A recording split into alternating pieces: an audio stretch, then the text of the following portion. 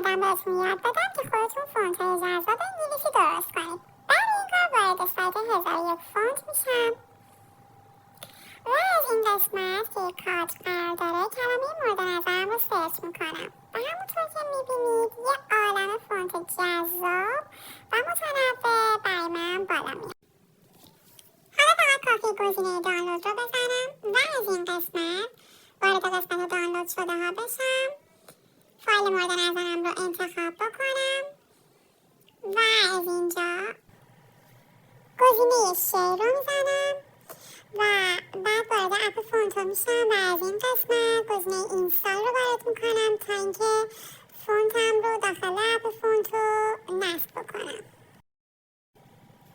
حالا کلمه مورد نظرم رو سرچ میکنم و از قسمت استایل میتونم رنگش، فونتش و شکلش رو تغییر بدم.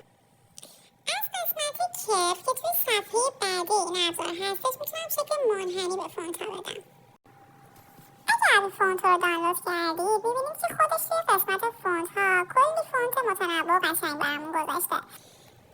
ولی توی بخش مای فونت هایی هستن که ما توی سایت 1001 فونت دانلودش کردیم و بعد توی این قسمت نصبش کردیم.